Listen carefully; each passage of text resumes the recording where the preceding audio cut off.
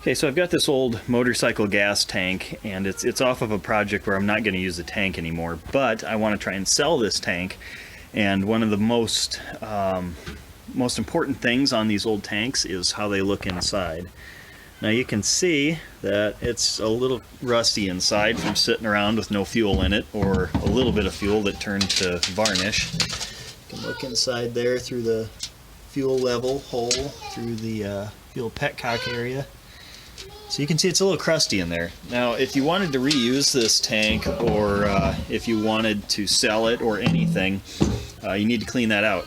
Now there are tank coating solutions that you can pour in here and coat the tank, and there is like evapor rust stuff to get rid of it, but you want to try and knock as much of that loose as you can before you do any kind of chemical solution in there. So what I've got are these green pyramids. They're a tumbling media abrasive. You know, I've got ceramic ones and I've got crushed walnut shells, but we're going to start with that. You know, it goes in a machine like this to clean parts. So I'm going to put a couple layers of duct tape over those open holes, and then I don't think I'm going to damage the cap at all, and if I get anything in there I can take it apart to plug that hole. And then we're going to tumble this thing. Now the way you do that, a guy that I used to buy motorcycles from would do this with drywall screws. But you just pour it in there, and you can either shake it by hand, which takes a lot of strength and a lot of time, or you can put this in a clothes dryer and pack a bunch of towels all around it so it doesn't bounce around, and run it on no heat. No heat is important there. And it'll tumble it for you. So I'm going to go ahead and do that and show you what it looks like after we get done with this first step of knocking all the rust loose. So here's the tank, and I did decide against using the cap. I just put the, I'm using Gorilla Tape because it's tougher. I put that over this opening. And another trick is to put a piece of tape on here folded in half over the opening so your media doesn't stick to it.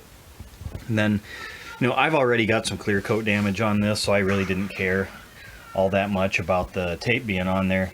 If you've got a nice tank, you're probably going to want to do 3 or 4 layers of easy remove painter's tape. And then if we look in here, we've also got the openings for the fuel petcock and the fuel level sensor taped off. And then we're going to go ahead and pack it into the dryer with towels and blankets, and then we're going to tumble it. Again, air dry only, no heat. If you add heat when you do this, you could possibly melt the clear coat, melt the tape into the paint, all kinds of bad stuff, so no heat. Okay, so you know, coats, pillows, blankets, whatever. Make sure it's in there tight, and no heat. And when you start it, be ready to shut it off in case there's thumping, because then you won't have a tank left if there's thumping. Nice and quiet. It's not trying to run across the floor.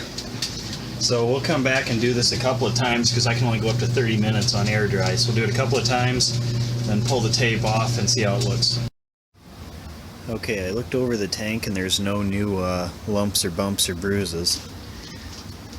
And that's a very good sign there. Let's take this off. As you can see, there's a lot of loose rust in there now. Get down in here. You know, it's going to take a little bit of a cleaning, but just from where I scraped it off my finger there, you can tell there's a lot of loose rust that came off. So what I'll do is I'll probably take it outside and probably actually put a little gas in there and swish it around, or acetone, some kind of mineral chemical type thing to flush it out. But you do not use water, obviously, because now there's all this fresh surface area for water to rust. So we'll go ahead and clean that out.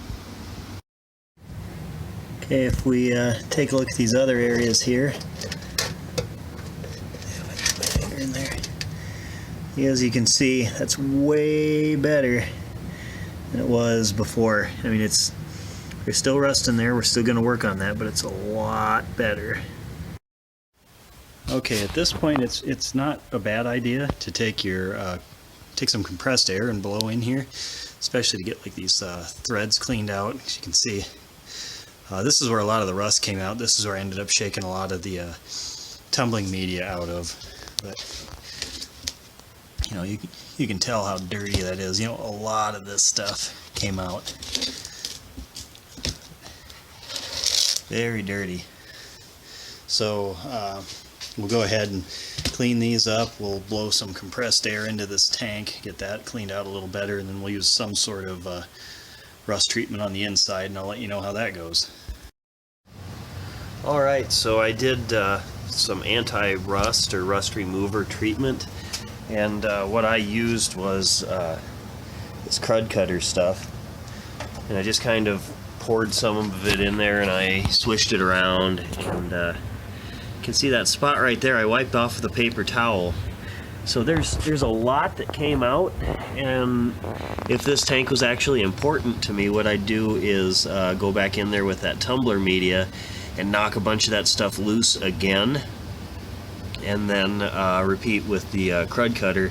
They'd probably get most of it out. So you know, as you can see, it wipes pretty clean right there, and that was just with a paper towel. I didn't have to use a wire brush or anything, just paper towel after the crud cutter. So I would say this would work, but I would also suggest doing it 2 or 3 more times to be able to save a tank to the point where I would just throw it on the motorcycle and go.